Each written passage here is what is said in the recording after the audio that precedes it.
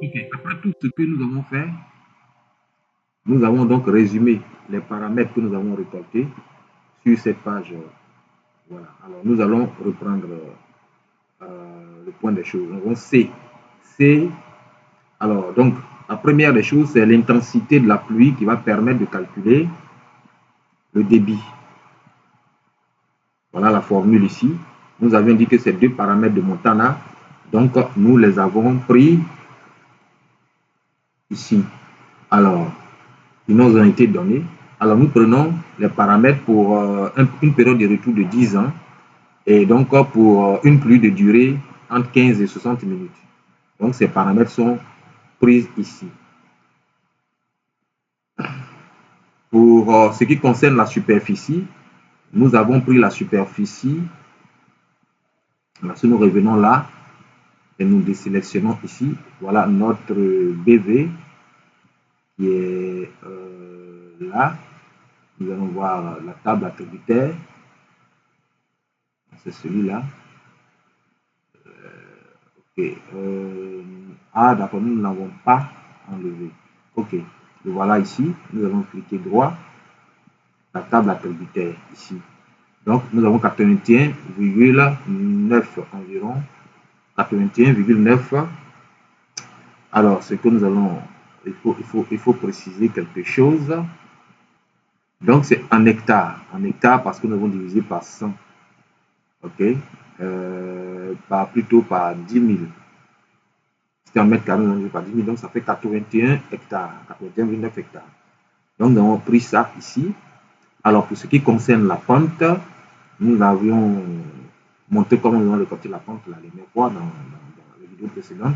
Et la longueur, nous avons montré comment cela a été fait. Et la pente, nous avons montré comment cela a été fait. J'ai mis S.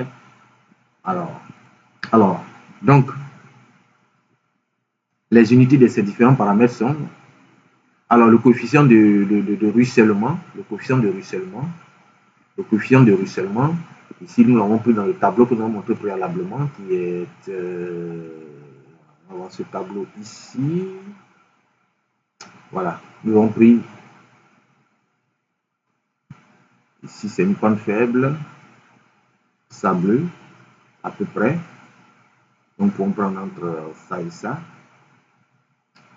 Donc, nous l'avons pris ici.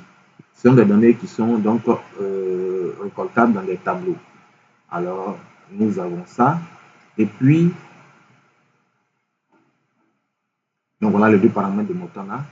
Et voilà donc la longueur du long cours d'eau. Voilà la pente. Et puis voilà les unités. TC, c'est en minutes. Le temps de concentration, c'est en minutes. Voilà sa formule ici. Voilà. L'intensité de la pluie, c'est en millimètres par seconde. Et voilà sa formule ici. Et enfin, le débit qui est là et qui est en mètres par seconde. Ok, nous allons donc introduire les formules pour le calcul. Là, on utilise Excel.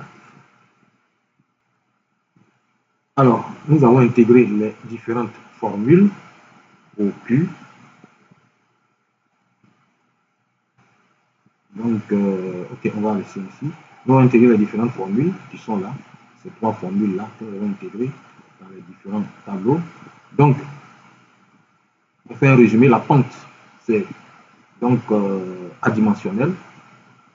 Voici la pente qui est là. La superficie, c'est en hectares. Alors, non, ça, c'est pas la superficie plutôt. La superficie, c'est plutôt là. C'est en hectares. Ça, sont les paramètres de Montana qui sont là, que nous avons pris. Là, c'est le coefficient de ruissellement.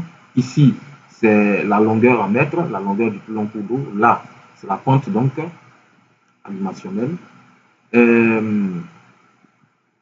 I, c'est l'intensité que nous avons calculée, donc, qui est en millimètres par seconde.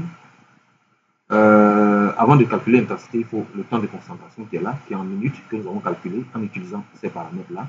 Et après, nous allons intégrer la formule. Donc, et ensuite, nous avons donc intégré la formule du débit, qui est donc 2,05 mètres cubes, hein, mètres cubes par seconde.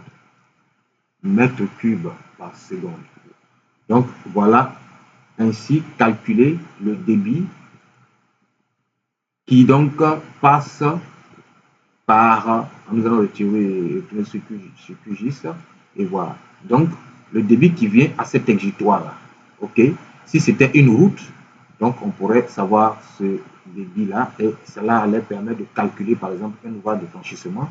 Nous pourrons faire donc le dimensionnement de ces ouvrages de franchissement sur le logiciel Civil 3D. Donc voilà, cette manipulation, elle est terminée.